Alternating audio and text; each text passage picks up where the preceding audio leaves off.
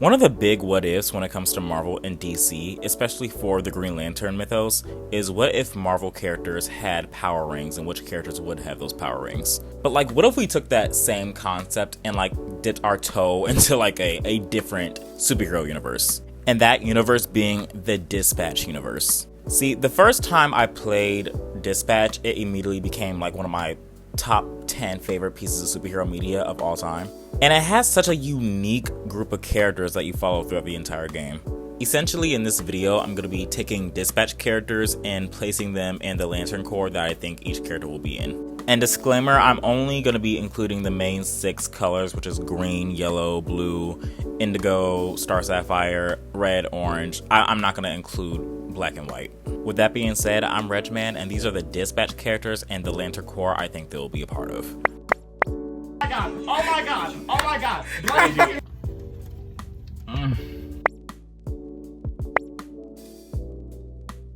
Okay, so the 2 characters I have in the Green Lantern Corps is Robert Robertson and Waterboy.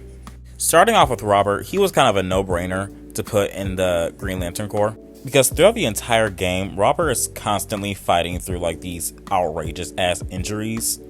And even without his Mecha Man suit, he's always, stepping up to people who could be more stronger than him or more powerful than him.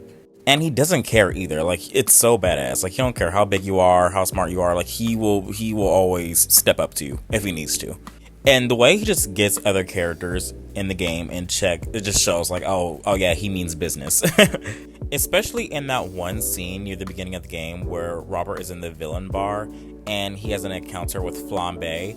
Like, even though Flambe could have easily killed him in that bar scene, like, Robert, he still stood up to him and even knocked his tooth out. Well, at least in my playthrough, he got his tooth knocked out. And as for Waterboy has always had so much fear inside of him, basically like the entire game. And also has like a great amount of like willpower to him. And throughout the whole game, Waterboy, he's always trying to prove himself to let people see that he's worthy of being a part of a team, that he's worthy of, fighting crime himself. Even despite the fact that he's like a klutz sometimes and he doesn't really have a overly useful power. And like, no matter how scared he is, he's always gonna have like that courage to always step up for like what is right, which I think is what like a Green Lantern is all about, having that willpower to like conquer your fears and all that. Okay, moving on to the Red Lanterns who are powered by rage, I put Flambe. Flambe was a very obvious choice for the Red Lantern Corps. Because for one, he's already described as like a hothead, and even like when you send him out to do missions, he has a very short temper when he is out doing missions. Like, you got to keep a close eye on Flambe, or else he's gonna fuck everything up just because he's pissed. And the Red Lantern Corps are also powered by not just rage but hatred. And Flambe's hatred for Robert is probably one of the biggest things when it comes to his character, and even a big thing that's a part of his character development. And no bullshit, I would hate Robert too, because what do you mean you chop off my fingers? What do you mean? Okay, moving on to the Blue Lanterns, I have Blonde Blazer and Chase. Starting with Chase, he was kind of the obvious choice for a Blue Lantern, mainly because of his ability to inspire hope into others. And him being kind of like a mentor to Robert, even like when Robert was a kid, he was still inspiring hope into Robert then. And like, even though Chase can be like a negative Nancy a lot of the times, like, he still has like a lot of like hope, and like he sees a lot of potential in the Phoenix program, or the Z team preferably.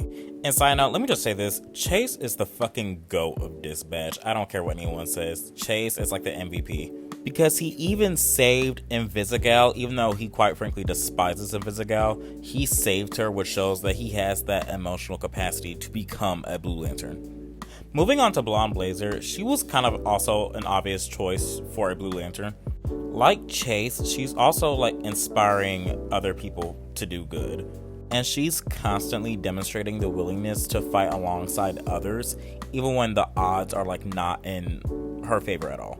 Out of all the characters in the SDN, Blonde Blazer actually has like the most faith in the entire Z team out of everyone, I feel like, even more than Robert.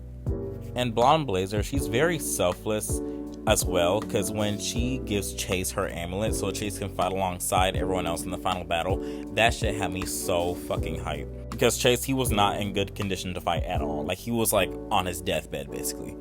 And Blonde Blazer, she was giving Robert that hope to give him a second chance to be in the superhero business.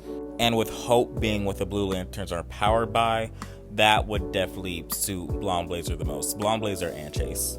Okay, moving on to the Star Sapphire Corps, which is powered by love. I have Invisigal, Malevola, and Phenomenon. Fuck. Okay, starting with Invisigal, she was kind of an obvious choice for a Pink Lantern. And side note, I don't care what anyone says, my biggest pet peeve is when people call shit that's pink, violet, or purple. That shit is fucking pink. I don't care. I don't care.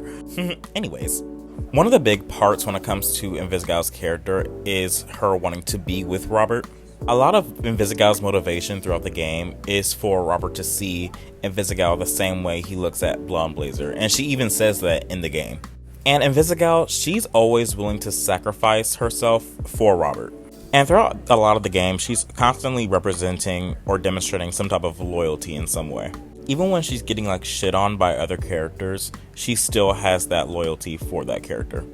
Alright, next I have Malevola, and she's just overall like a really big flirt. Like throughout a lot of the game, she's constantly flirting with, you know, the big Rob.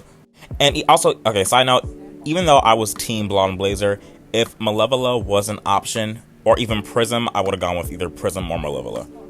And nothing's really confirmed, but like it's alluded to that her and Sonar have something going on. And if you end up cutting Sonar from the Z team, you can see that Malevola very much so cared for Sonar, and she's very pissed that he got cut.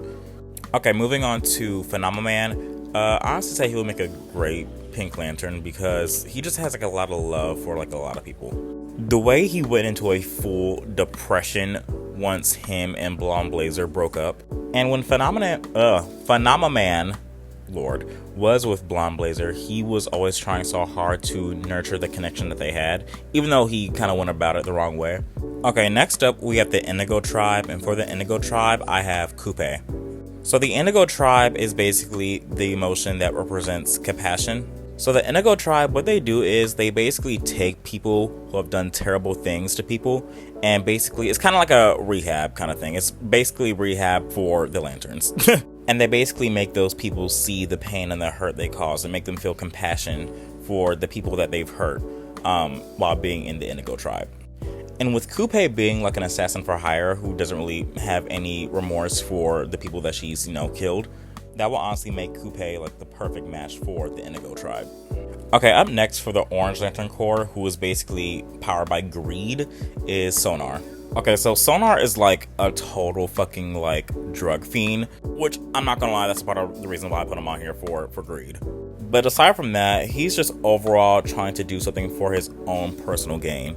He also has this like really like selfish nature to him. And with one of his crimes being embezzlement and money laundering, I feel like that's even more of a reason to put him with the Orange Lantern Corps. And lastly, for the Yellow Lantern Corps, the Sinestro Corps, who represent fear, is Shroud. Shroud uses like a lot of fear-based tactics to basically like get people in check or to get people under his wing. Like fear is his primary tool for doing what he needs to get done.